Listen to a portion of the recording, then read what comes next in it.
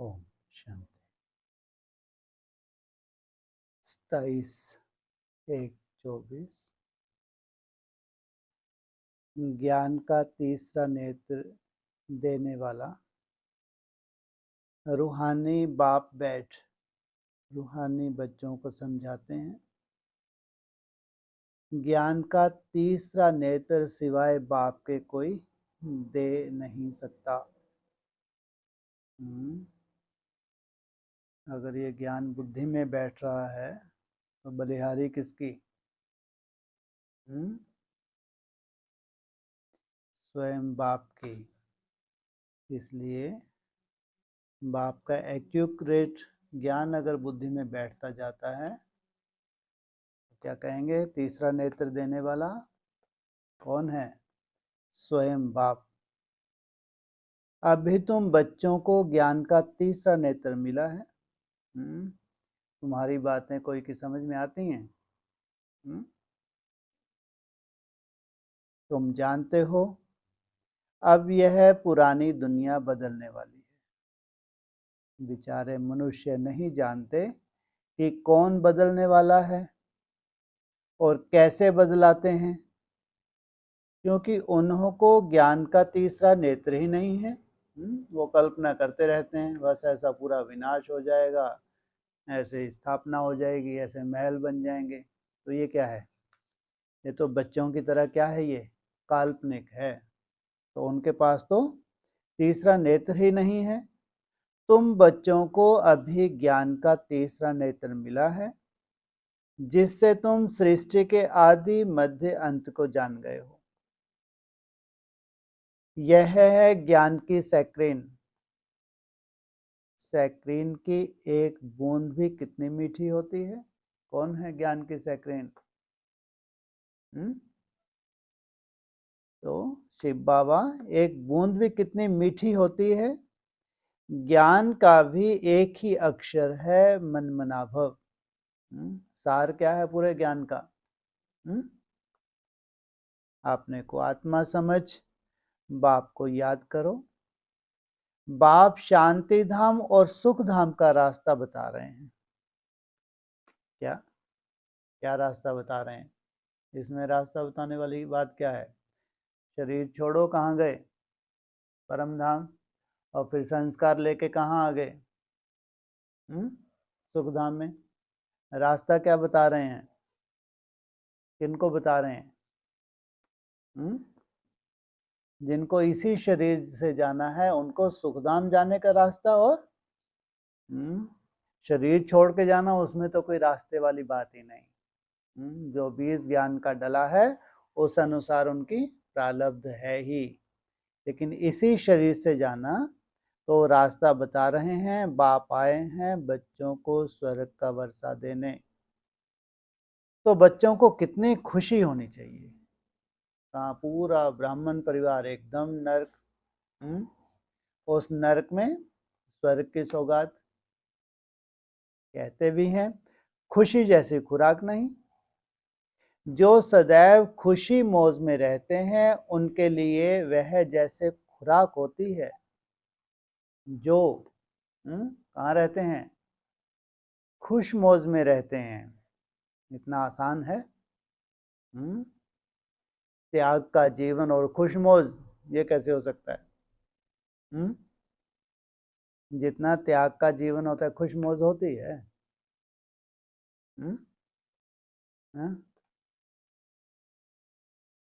बोलो, त्याग में खुश मौज है?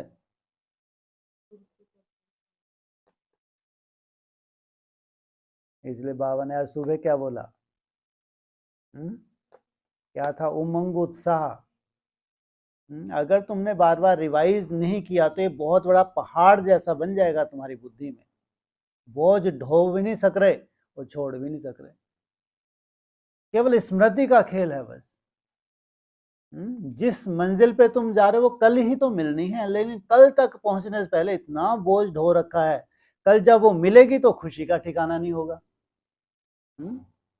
ये भगवान की ही दी हुई कल्पना है ना। जो भी हमको समझ मिल रही है, ज्ञान मिल रहा है, तो कहाँ से आया ये? वो तुमको असीम सुख में ले जाना चाहता है या दुख में ले जाना चाहता है? कहाँ ले जाना चाहता है? देह भान की वजह से हमको वो अनुभूति नहीं हो रही, तो त्याग कितना भारी लगता है। अगर भगवान के महावाक्यों को बार बार इमर्ज करें कि अगर ये त्याग है भी तो इसके पीछे कितना बड़ा सुख है जो आज हमको अनुभूति नहीं हो सकती, लेकिन कल वो जो तुम्हारी मुट्ठी में है, आना है नहीं आना है। तो त्याग माना मजबूरी ना हो, खुशी खुशी से हो तो खुशी जैसी खुराक नहीं। 21 जन्म मौज में रहने की यह जबरदस्त खुराक है। यही खुराक सदैव एक दो को खिलाते रहो। वो एक जन्म के लिए कितना मेहनत करते हैं, कितनी तपस्या करते हैं, सिद्धि पाने के लिए कितनी मेहनत करते हैं, और यहाँ जीवन मुक्ति 21 जन्म के लिए। तुम श्रीमत पर सभी की रूहानी खातिरी करते हो। सच्ची सच्ची खुश खैराफत भी यह है किसको बाप का परिचय देना। मीठे बच्चे जानते हैं बेहद के बाप द्वारा हमको जीवन मुक्ति की खुराक मिलती है। सतयुग में भारत जीवन मुक्त था, पावन था। बाप बहुत बड़ी ऊंची खुराक देते हैं। जितनी बड़ी बाप खुराक देते हैं ऊंची, उतनी कोई दे नहीं सकता। तब तो गायन है, अतीन्द्रिय सुख पूछना हो तो गोप गोपियों से पूछो। यह है बड़ी ते बड़ी खुराक। 16 कला संपूर्ण निर्विकारी से भी ऊपर की खुराक कौन सी? इंद्रियों के पार का सुख अगर पूछना हो तो किन से पूछो? शास्त्रों में गायन है, और हम इंद्रियों को सुख को छोड़ने के लिए कितनी तकलीफ होती है, और कल्पना करते हैं उस सुख की जिसका शास्त्रों में गायन है। यह ज्ञान और योग की कितनी फर्स्ट क्लास वंडरफुल खुराक है, और यह खुराक एक ही रूहानी सर्जन के पास है, और किसको इस खुराक का मालूम ही नहीं। कौन सी खुराक का? 16 कला संपूर्ण की खुराक का तो मालूम है, लेकिन अतीन्द्रिय सुख की खुराक का कोई को मालूम ही नहीं है। बाप कहते हैं मीठे बच्चों, तुम्हारे लिए हथेली पर सौगात लाया हूँ। कड़वी सौगात। क्या लाया हूँ? कड़वी है मीठी है? पक सही में? अच्छा, याद नहीं आती? मुक्ति जीवन मुक्ति की यह सौगात मेरे पास ही रहती है। कल्प कल्प मैं ही आकर तुमको देता हूं, फिर रावण छीन लेता है। तो अब भी तुम बच्चों को कितना खुशी का पारा चढ़ा रहना चाहिए। तुम जानते हो हमारा एक ही बाप टीचर और सच्चा सच्चा सदगुरु है जो हमको साथ ले जाते हैं। मोस्ट बिलवेड बाप से विश्व की बादशाही मिलती है। यह कम बात है क्या? सदैव हर्षित रहना चाहिए। Godly student life is the best life. यह अभी का गायन है। फिर नई दुनिया में भी तुम सदैव खुशियां मनाते रहेंगे। क्या नई दुनिया में सदैव क्या मनाते रहेंगे? खुशियां। दुनिया नहीं जानती कि सच्ची सच्ची खुशियां कब मनाई जाएंगी।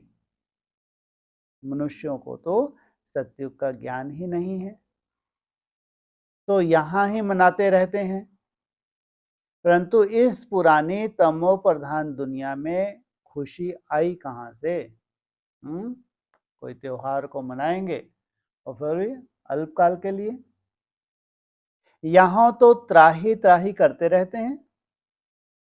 कितना दुख की दुनिया है।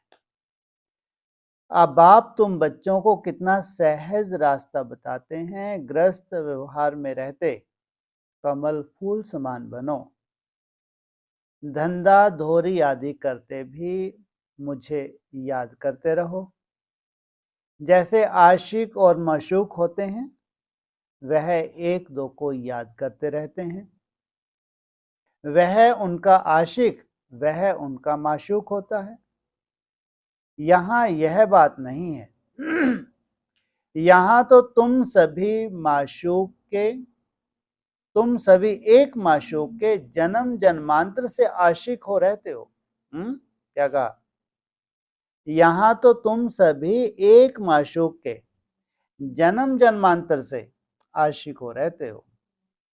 तो सबसे ज्यादा आकर्षण किसको हो रही है? हम तो भूल गए, लेकिन जो जन्म जन्मांतर के आशिक हैं तो उनको आकर्षण हो रही है। माशूक को हो रही है, आशिकों को हो रही है? आशिकों को। आशिकों तो भूल गए, 24 घंटे देह भी समझते रहते हैं। बाबा ही पूछते हैं, तुमने बाप को ढूंढा, बाप ने तुमको ढूंढा?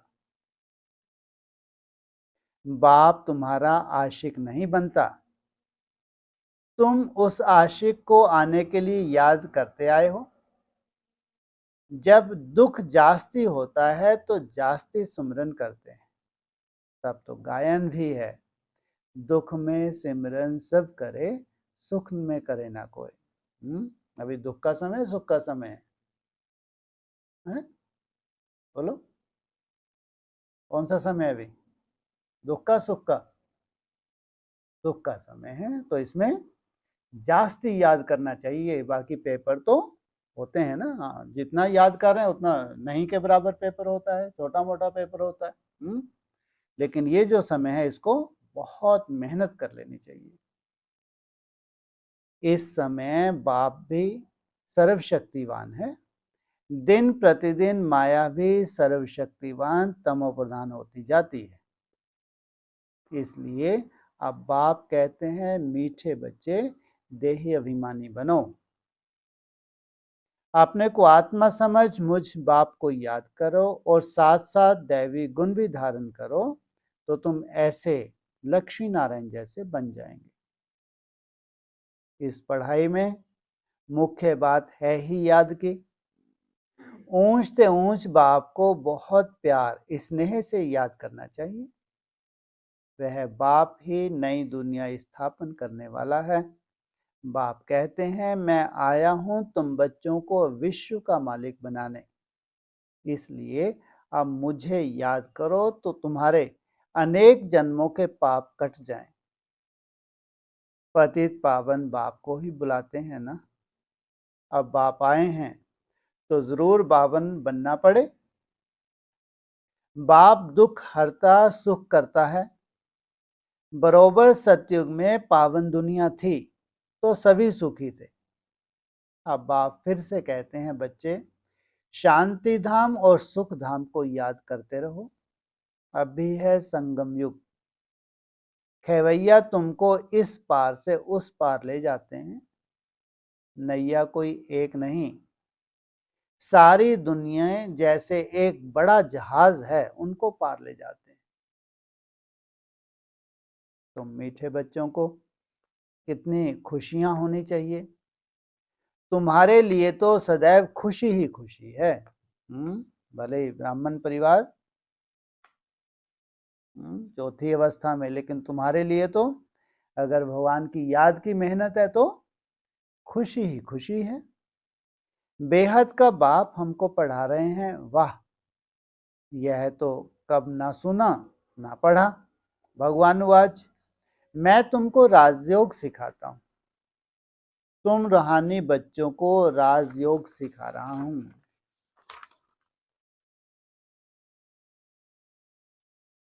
किस लिए राजयोग सिखा रहा हूं? किस लिए? राजयोग किस लिए सिखाते हैं? जन्म जन्मांतर राजाई पद पाने के लिए। तो पूरी रीति सीखना चाहिए, धारणा करनी चाहिए, पूरी रीति पढ़ना चाहिए। पढ़ाई में नंबर वार तो सदैव होते ही हैं। अपने को देखना चाहिए, मैं उत्तम, मध्यम व कनिष्ठ हूं। बाप कहते हैं, अपने को देखो, मैं ऊंच पद पाने लायक हूं, रूहानी सर्विस करता हूं। क्योंकि बाप कहते हैं, बच्चे सर्विसेबल बनो, फॉलो करो। मैं आया ही हूं सर्विस के लिए। रोज सर्विस करता हूं, इसलिए ही तो रथ लिया है। इनका रथ बीमार पड़ जाता है तो मैं इनमें बैठ मुरली लिखता हूं। मुख से तो बोल नहीं सकते तो मैं लिख देता हूं, ताकि बच्चों के लिए मुरली मिस ना हो। तो मैं भी सर्विस पर हूं। यह है रूहानी सर्विस। वैसे तो बाबा रोज मुरली पढ़ते थे, कभी शारीरिक खिटपिट होती तो फिर शक्तियों को पढ़ने के लिए देते थे लिख के। बाप मीठे मीठे बच्चों को समझाते हैं, बच्चे तुम भी बाप की सर्विस में लग जाओ, ऑन गॉड फादरली सर्विस। सारे विश्व का मालिक बाप ही तुमको विश्व का मालिक बनाने आए हैं। जो अच्छा पुरुषार्थ करते हैं उनको महावीर कहा जाता है। देखा जाता है कौन महावीर हैं, जो बाबा के डायरेक्शन पर चलते हैं। बाप का फरमान है, आपने को आत्मा समझ भाई भाई को देखो, इस शरीर को भूल जाओ। बाबा भी इन शरीरों को नहीं देखते हैं। बाप कहते हैं मैं आत्माओं को देखता हूँ। बाकी यह तो ज्ञान है कि आत्मा शरीर बिगर बोल नहीं सकती। मैं भी इस शरीर में आया हूँ, लोन लिया हुआ है। शरीर के साथ ही आत्मा पढ़ सकती है। बाबा की बैठक यहाँ है। यह है अकाल तख्त। आत्मा अकाल मूर्त है। आत्मा कब छोटी बड़ी नहीं होती। शरीर छोटा बड़ा होता है। जो भी आत्माएं हैं उन सभी का तख्त यह भ्रुकुटी के बीच है। शरीर तो सभी के भिन्न भिन्न होते हैं। किसका अकाल तख्त पुरुष का, किसका अकाल तख्त स्त्री का, किसका अकाल तख्त बच्चे का। अकाल माना है जिसको काल ना खा सके। तख्त माना शरीर, आत्मा के लिए नहीं कहते। अकाल आत्मा के लिए, अकाल तख्त आत्मा के लिए कहेंगे तो किसके लिए? ऐसे शरीर जिनको काल खा ना सके। संगम युग पे जरूर ऐसी कोई आत्माएं भी होंगी जिन जो इसी शरीर से कहाँ जाते हैं, सत्युग में जाते हैं, इसी शरीर से परम धाम में जाते हैं। उनके लिए कहा। बाप बैठ बच्चों को रूहानी ड्रिल सिखलाते हैं। जब कोई से बात करो तो पहले आत्मा का अपने को आत्मा समझो। हम आत्मा फलाने भाई से बात करते हैं। बाप का पैगाम देते हैं कि शिव बाबा को याद करो। याद से ही जंक उतरनी है। अगर याद की मेहनत नहीं है तो जंक नहीं उतरती। सोने में जब खाद पड़ती है तो सोने की वैल्यू ही कम हो जाती है। तुम आत्माओं में भी जंक पड़ने से वैल्यूलेस हो गए हो। कहाँ से जंक पड़नी शुरू हुई? द्वापर युग से। अब फिर पावन बनना है। तुम आत्माओं को अब ज्ञान का तीसरा नेत्र मिला है। उस नेत्र से अपने भाइयों को देखो। भाई भाई को देखने से कर्म इंद्रियां कभी चंचल नहीं होंगी। राज भाग लेना है, विश्व का मालिक बनना है तो यह मेहनत करो। भाई भाई समझ सभी को ज्ञान दो तो फिर यह आदत पक्की हो जाएगी। सच्चे सच्चे ब्रदर्स तुम सभी हो। बाप भी ऊपर से आए हैं, तुम भी आए हो। बाप बच्चों सहित सर्विस कर रहे हैं। सर्विस करने की बाप हिम्मत देते हैं। हिम्मत मर्दा मदद खुदा। तो यह प्रैक्टिस करनी है। मैं आत्मा भाई को पढ़ाता हूँ। क्या करना है? एक दो को भ्रुकुटी में आत्मिक रूप में देखना। आत्मा पढ़ती है ना, इसको स्पिरिचुअल नॉलेज कहा जाता है। जो रूहानी बाप से ही मिलती है। संगम पर ही बाप आकर यह नॉलेज देते हैं कि अपने को आत्मा समझो। तुम अशरीरी आए थे, फिर यह शरीर धारण कर तुमने 84 जन्म पाठ बजाया। अब फिर वापिस चलना है, इसलिए अपने को आत्मा समझ भाई भाई की दृष्टि से देखना है। यह मेहनत करनी है, अपनी मेहनत करनी है। दूसरों में हमारा क्या जाता? चैरिटी बिगेन्स एट होम, अर्थात पहले खुद को आत्मा समझ फिर भाइयों को समझाओ। शुरुआत कहाँ से करनी है? अपने से। तो अच्छी रीति तीर लगेगा। यह जोहर भरना है। मेहनत करेंगे तब तो ऊंच पद पाएंगे। बाप आए ही हैं फल देने के लिए। तो मेहनत करनी पड़े। क्या बाप आए ही हैं फल देने के लिए?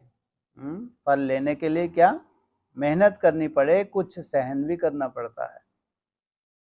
त्याग करना माना सहन करना। कोई उल्टी सुल्टी बात बोले तो तुम चुप रहो। तुम चुप रहेंगे तो फिर दूसरा क्या करेगा? ताली दो हाथ से बजती है। एक ने मुख से ताली बजाई, दूसरा चुप कर दे तो वह आपे ही चुप हो जाएंगे। ताली से ताली बजने से आवाज हो जाता है। बच्चों को एक दो का कल्याण करना है। बाप समझाते हैं, बच्चे सदैव खुशी में रहना चाहते हो तो मन मनाभव। क्या तुम सदैव संगम पे खुशी में रहना चाहते हो तो मन मनाभव, अपने को आत्मा समझ बाप को याद करो। आत्माओं तरफ देखो, भाइयों को ही यह नॉलेज दो। योग कराते हो तो भी अपने को आत्मा समझ भाइयों को देखते रहेंगे तो सर्विस अच्छी होगी। बाबा ने कहा है भाइयों को समझाओ। भाई सभी बाप से वर्षा लेते हैं। क्या हैं? चाहे स्त्री हैं चाहे पुरुष हैं, ये सब क्या हैं? किससे वर्षा लेते हैं? एक बाप से। यह रूहानी नॉलेज एक ही बार तुम ब्राह्मण बच्चों को मिलती है। तुम ब्राह्मण हो फिर देवता बनने वाले हो। इस संगम युग को थोड़े ही छोड़ेंगे, नहीं तो पार कैसे हो जाएंगे? इस संगम युग को थोड़े ही छोड़ेंगे, नहीं तो पार कैसे जाएंगे? अगर शरीर छूट जाए तो इस संगम युग को क्या नहीं करना है? हाँ, इस संगम युग पे पार जाना है। कूदेंगे थोड़े ही। यह वंडरफुल संगम युग है। तो बच्चों को रूहानी यात्रा पर रहने की आदत डालनी है। कोई भी आदत होती है प्रैक्टिस से ही डलती है ना। तुम्हारे ही फायदे की बात है, करो ना करो। बाबा का क्या नुकसान हो रहा है? लेकिन ब्रॉड ड्रामा का भी तो हिसाब किताब है, नहीं है?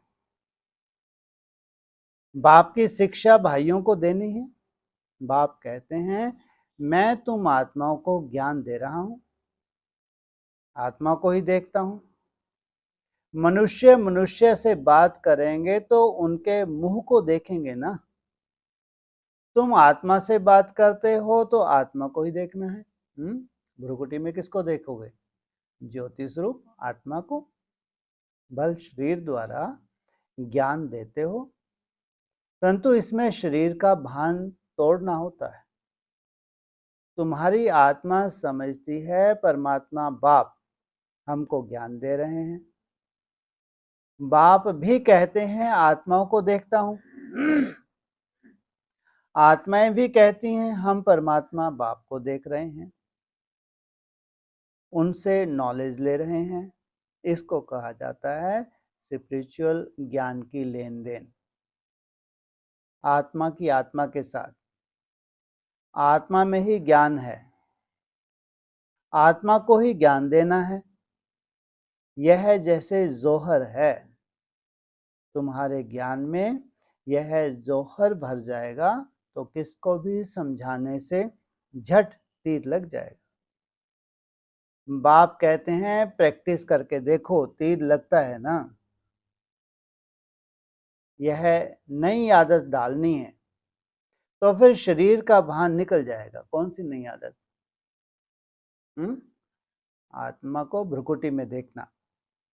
माया के तूफान कम आएंगे कब?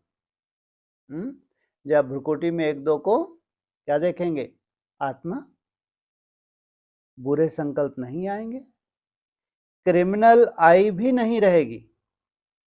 हम आत्मा ने 84 का चक्र लगाया, अब नाटक पूरा होता है। अब बाबा की याद में रहना है। याद से ही तमो प्रधान से सतो प्रधान बन सतो प्रधान दुनिया के मालिक बन जाएंगे। कितना सहज है।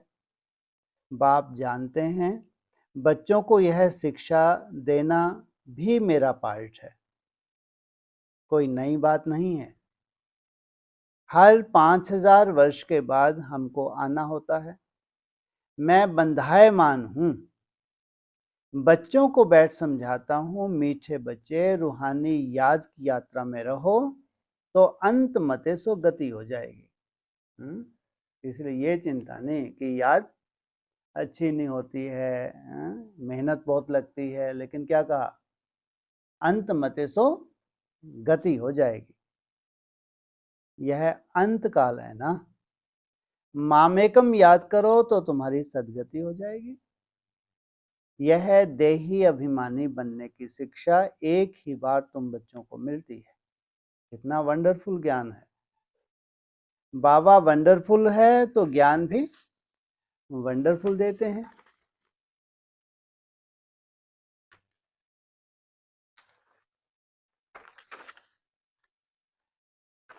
कब कोई बता ना सके, अभी वापस चलना है। इसलिए बाप कहते हैं मीठे बच्चों यह प्रैक्टिस करो, अपने को आत्मा समझ, आत्मा को ज्ञान दो। तीसरे नेत्र से भाई भाई को देखना, यह बड़ी मेहनत है। अच्छा, मीठे मीठे सकीले बच्चों प्रति माता पिता बाप दादा का याद प्यार। Good morning. रूहानी बाप की रूहानी बच्चों को